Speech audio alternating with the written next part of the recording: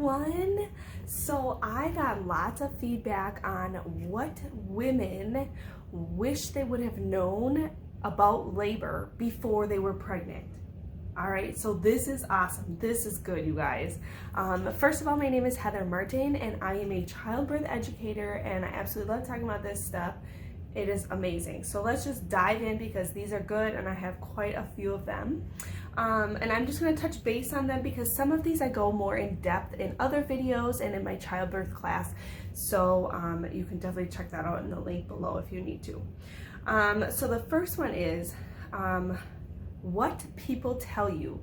So when you are pregnant, usually people tell you the bad stuff or the scary stuff or the negative stuff about their labor or their pregnancy, and really it would be more beneficial for people to tell you the positive or you know, maybe some of the unexpected would be the word, because pregnancy and labor is very unexpected. You may want it to go one way and it ends up going the other way. So that's why, like in my course, I like to teach you to be prepared and how to ask the questions of your doctor and to create a birth preference rather than a birth plan. Okay, so laboring naturally versus labor induced. So this particular individual actually had one of each, and she stated that her induction, the labor being induced, was actually more painful. And that is to be true for some women, for most women. And I've actually read that if your labor is induced, it can actually be more painful because your body is not ready, your baby's not ready, so you're actually putting your body into labor, creating more work for your body, if that makes sense, okay? And there's many different ways to induce labor, and I love talking about that as well. You can find those in my videos here. Eating while in labor. Okay, so a lot of times, I know like back then, you know, other generations have said you do not eat, you cannot eat, and there are still a lot of doctors that say you cannot eat when you're in labor because the unexpected could happen. Sometimes labor causes vomiting, and so eating while in labor or right before labor can actually cause lots to come up when you're in labor. It also can be risky if you need to go into a C-section. So think about that.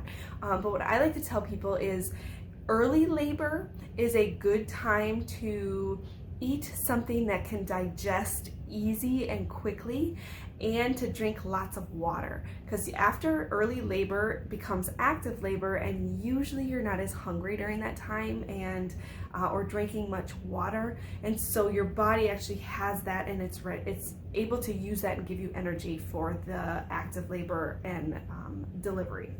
Okay, so then we have a lot of people think that your water has to break in order for labor to start. And that is not the case. There's actually babies that are born still in the amniotic sac.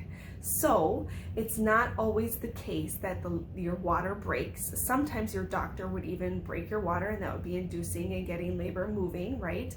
But that is something that's not always the case, okay? Basically, privacy goes out the window when you're in labor and delivery.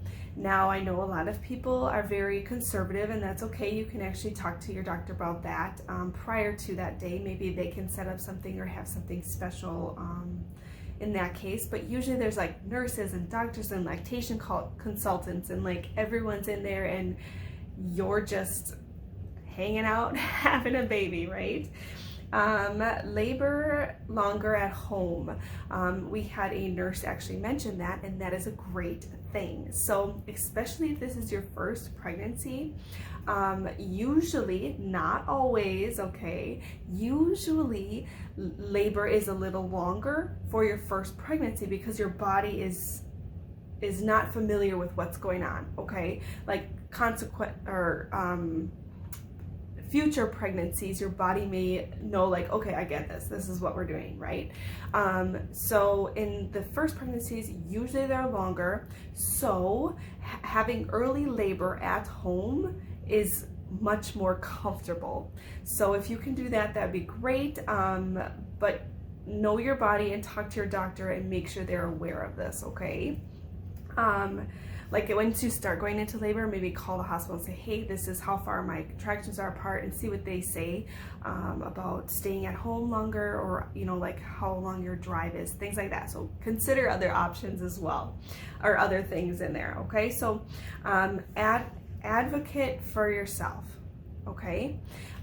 This was someone posted, they, you know, wish they would have advocated for themselves during their pregnancy. So this is why I like to talk about the brain method.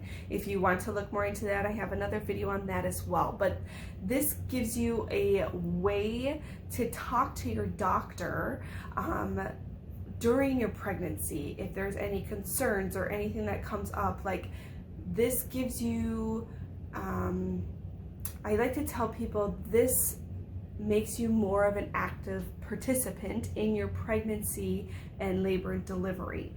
So being more of an active participant actually makes it more of a positive birth experience, no matter how the birth goes, if it was planned or not planned. So keep that in mind when talking with your doctor. Make sure you have that open conversation and that open dialogue, okay?